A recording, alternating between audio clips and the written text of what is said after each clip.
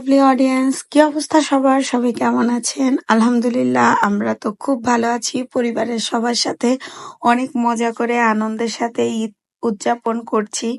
দেখতে দেখতে ঈদের দিনগুলো শেষ হয়ে গেল, আর আমার ভিডিও আপলোড করতে দেরি হয়ে গিয়েছে। কারণ পরিবারের সবার সাথে থাকলে মজা করে হাসি আনন্দ করেই সময়টা কেটে যায়। আর আমার গলার আওয়াজটা একটু ভারী আসতে পারে, কারণ আমার গলাটা বসে গেছে। সবাই একটু ক্ষমা সুন্দর দৃষ্টিতে দেখবেন। যাই হোক, এটা ছিল ঈদের তৃতীয় দিন সকালবেলা। আমার বড় খালামণির বাসার পাশে একটা নদী আছে, এটা তো আপনারা আগেই দেখেছেন আমার ভিডিওতে।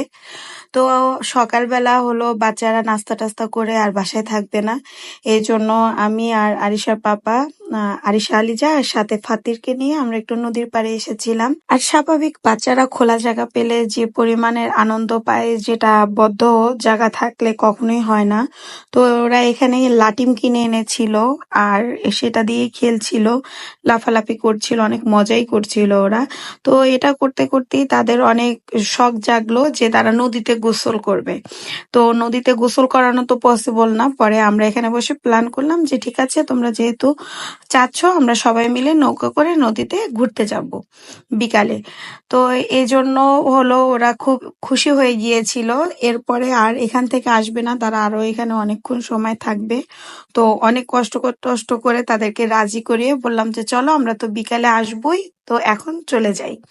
এই তো বিকেলবেলা পরে আমরা সবাই হলো একটু রেডি হয়ে তারপর বের হয়ে আসলাম।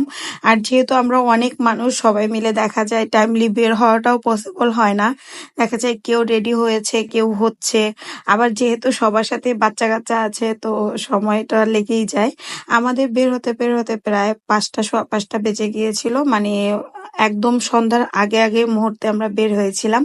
যাই হোক, তারপর আমরা অনেক মজাই করেছি এখানে, আব্বু তো অনেক মজা করেছে।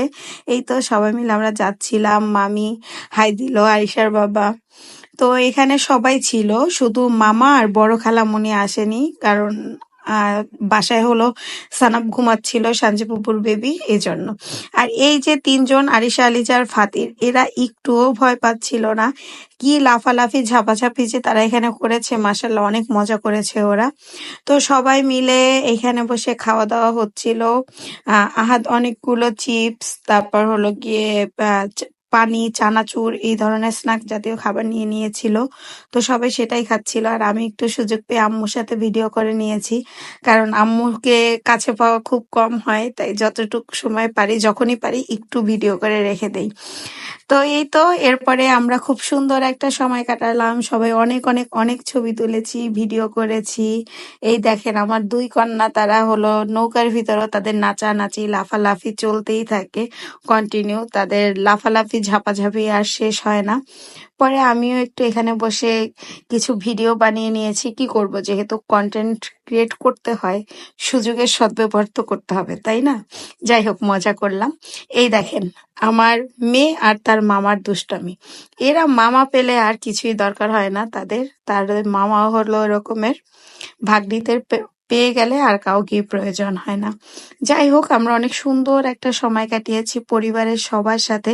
এবারের ঈদটা অনেক অনেক অনেক বছর পরে খুব আনন্দে কাটলো। প্রতি বছরের ঈদই আনন্দে কাটে, কিন্তু এবার একদম সবার সাথে পরিপূর্ণভাবে ঈদ হয়েছে। শ্বশুর শাশুড়ি, বাবা মা, খালা, সবাই, মামা খালা, কাজিনরা। এই দেখেন এখানে যে যার মতো করে যে যেভাবে পারছে ছবি তুলছে, মজা করছে। তো আমরা আবার একটু ছবি তুললাম, এরপরে সন্ধ্যা হয়ে গেল, এখন আমাদের চলে যাওয়ার পালা। তাই আমরা এখন নৌকাটা আবার ঘুরিয়ে নিলাম, ঘুরিয়ে এখন বাসার দিকে আমরা চলে যাচ্ছি।